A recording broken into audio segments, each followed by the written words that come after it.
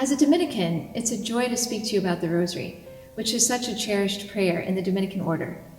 Because according to tradition, Our Lady appeared to St. Dominic, our founder, in the 13th century, and entrusted the Rosary to him for the salvation of souls. But let's set the stage a little first. The Rosary had begun to develop centuries before St. Dominic.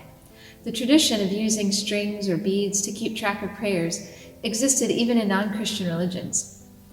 So before St. Dominic's time, the monks would pray 150 psalms, but the common folk were often illiterate, and so they would pray 150 Our Fathers instead on a string of beads. And in time, this evolved into 150 Hail Marys instead, called the Marian Psalter. But it was only the first half of the Hail Mary as we know it today. Then, in the 13th century, when St. Dominic entered the scene, he was a zealous preacher of the gospel, and he was coming up against this heresy called Albigensianism, which considered material things as evil, including the human body. So Our Lady gave him the Rosary as a peaceful weapon against this heresy in particular. Why was this prayer so perfect for this problem? Because the Rosary is all about the Incarnation.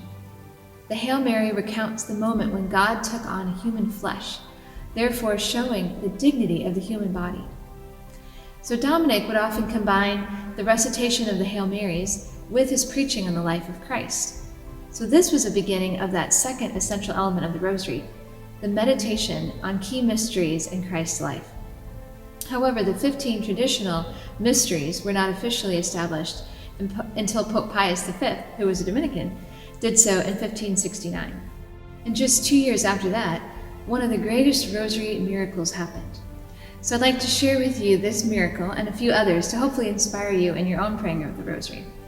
So in 1571, a critical naval victory allowed Christianity to survive in Europe. And this was the Battle of Lepanto. Various Christian countries went out together to face the powerful Ottoman Turks. And before the battle, Pope Pius V called on the entire church to pray the Rosary for victory. And their prayers were answered, and the Christians won. It happened on October 7th, and so Pope Pius named that the Feast of Our Lady of Victory. Today, it's the Feast of Our Lady of the Rosary, and we can thank Our Lady for all of our own personal victories that have come through her intercession. In 1955, another miracle happened. Austria was under the rule of communist Russia. There was a priest named Father Petrus who remembered the story of the Battle of Lepanto, and he thought this could happen again in our time. So he started a Rosary crusade in which 70,000 people prayed to end communist rule in Austria.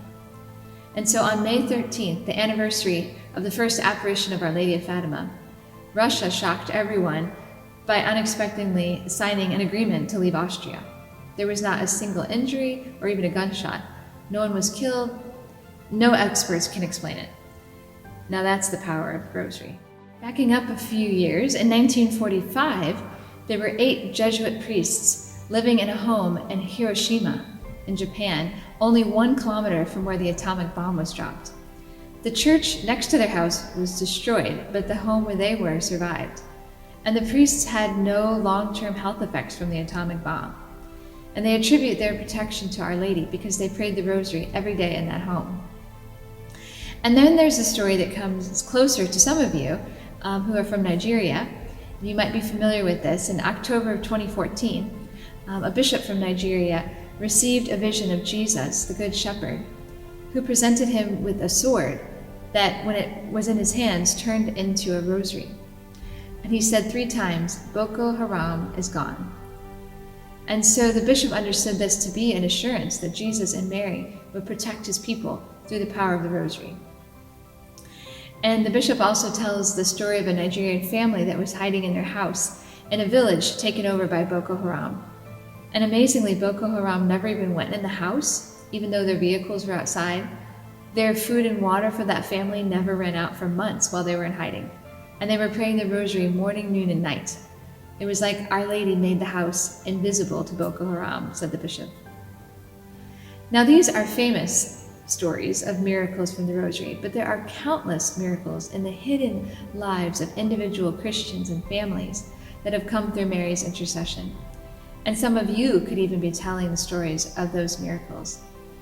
So I encourage you to take up your rosary, especially this month, and bring all your needs to your Heavenly Mother, because she cares so deeply for you and takes all of these needs to her Son, who is the source of our life and our peace, our healing, and our joy.